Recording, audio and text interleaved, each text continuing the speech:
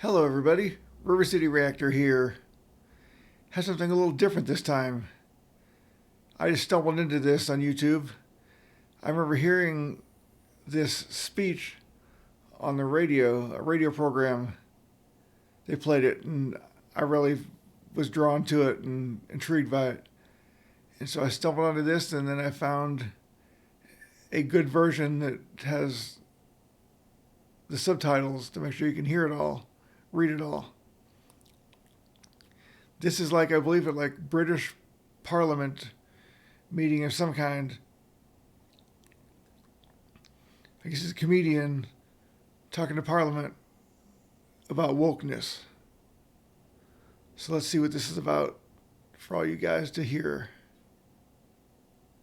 I want to talk to those of you who are woke and who are open to rational argument.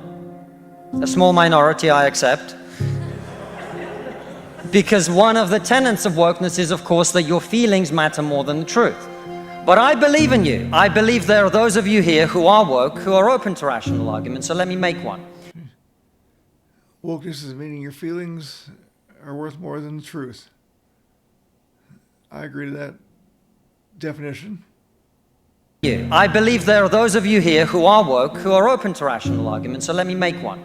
We are told that your generation cares more than any other about one issue in particular, and that issue is climate change. We're told that many of you suffer from climate anxiety. You wish to save the planet. And for tonight... Climate change to a lot of people on the extreme side is like a religion, I think. Obviously, we all want to do what we can to help the planet, but these extremists that everything you do is wrong and anything you can think of is killing the planet, we're all going to die, yada yada. Those extremists, it's like a religion. Anxiety. You wish to save the planet. And for tonight, and tonight only, I will join you. I will join you in worshipping at the feet of Saint Greta of climate change. How dare you! Let us all accept right here, right now, that we are living through a climate emergency and our stocks of polar bears are running extremely low. I join you in this view. I truly do. Now, what are we to do about this huge problem facing humanity? What can we in Britain do? We can only do one thing. You know why? This country is responsible for 2% of global carbon emissions, which means that if Britain was to sink into the sea right now, it would make absolutely no difference to the issue of climate change. I agree with that.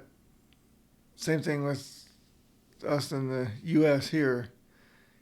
It may be more than the 2% Britain's doing, but still China and India and all those countries are building new coal power plants every day. And they don't care about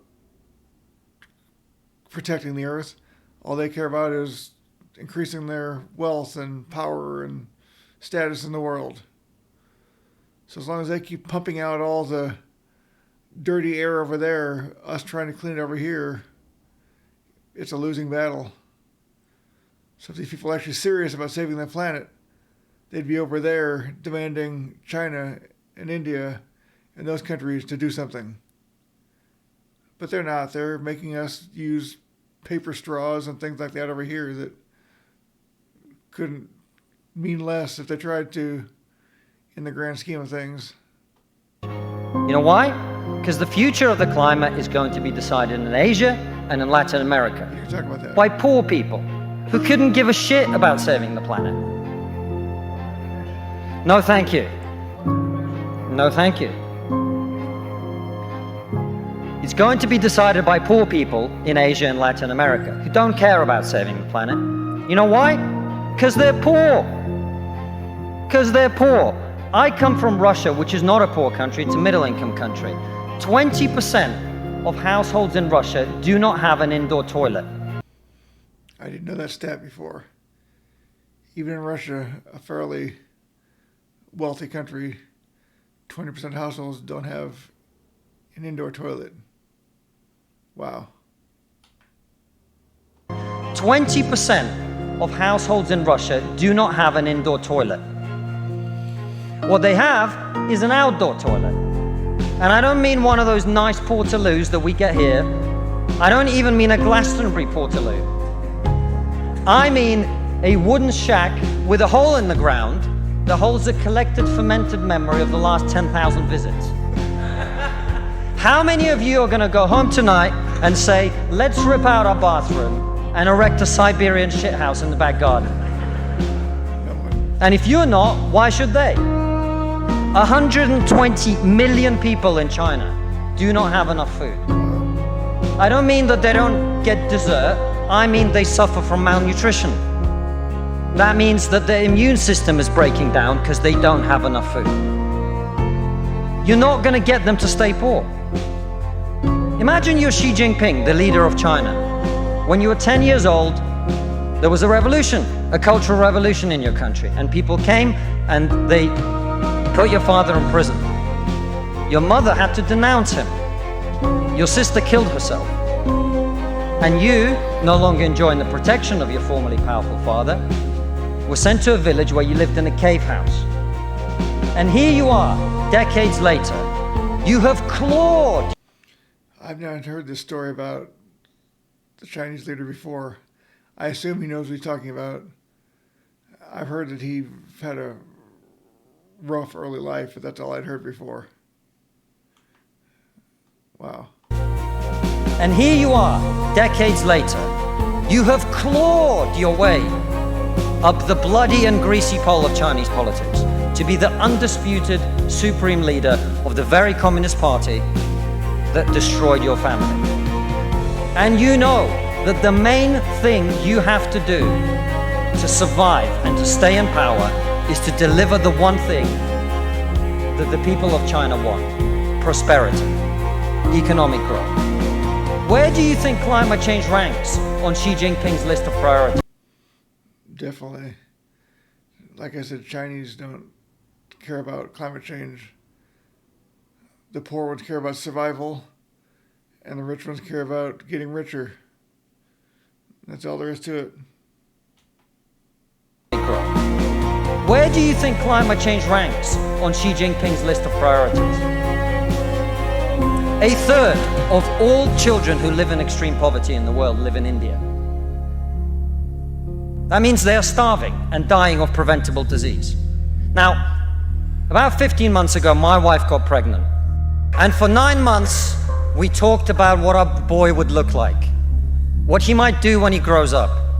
We looked at baby scans and videos on YouTube about what the fetus looks like at 9 months and 12 months and 20 months. And eventually he was born. And he is this cute little bundle of joy. He's cuter than about 80% of puppies, right?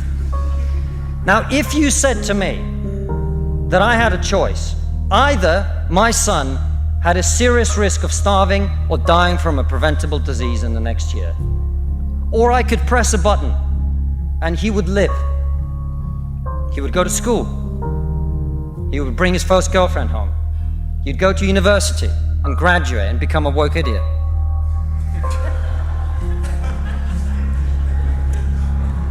And then he'd get a job and get married and have children and become a man. But all I have to do is press this button. And for every day of my son's life, a giant plume of CO2 is going to get released into the atmosphere. Now, you're all very young and most of you are not parents. Let me tell you something. There is not a parent in the world who would not smash that button so hard their hand bled. True.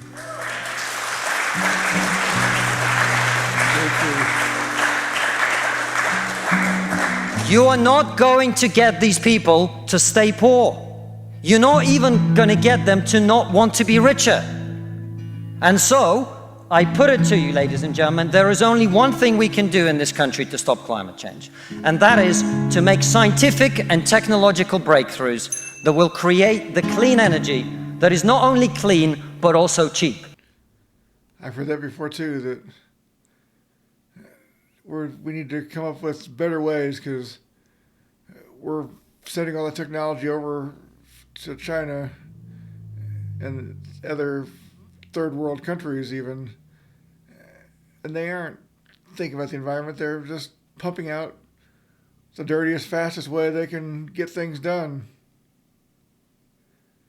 That's what's horrible. That all of our technological breakthroughs, as he says, are what have saved the planet from getting dirtier.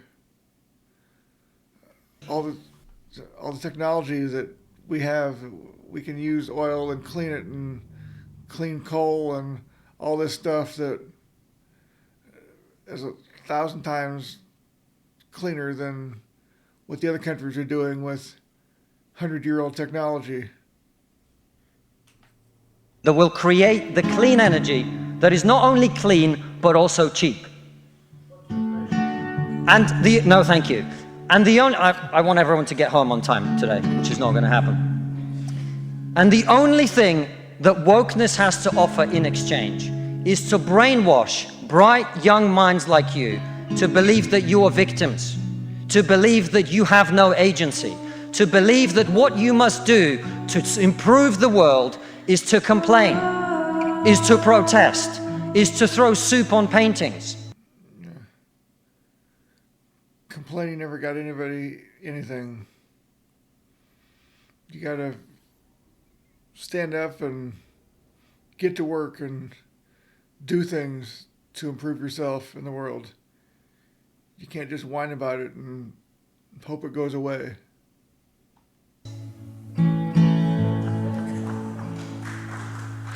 And we on this side of the house are not on this side of the house because we do not wish to improve the world. We sit on this side of the house because we know that the way to improve the world is to work, is to create, it is to build. Yes. Yes. And the problem with woke culture is that it's trained too many young minds like yours to forget about that. Thank you very much. See, I love that speech. Everything he says is right on. This wokeness garbage is killing everything, weakening everybody, weakening the world in the long run. Freedom and hard work are what got this world and the USA to where it's gotten to. To reach for the stars takes hard work. You can't just sit in your basement in the fetal position and tweet about it and hope it all goes away. Anyway, hope you enjoyed that speech as much as I did. Thanks for watching. This is River City Reactor. Until next time, goodbye.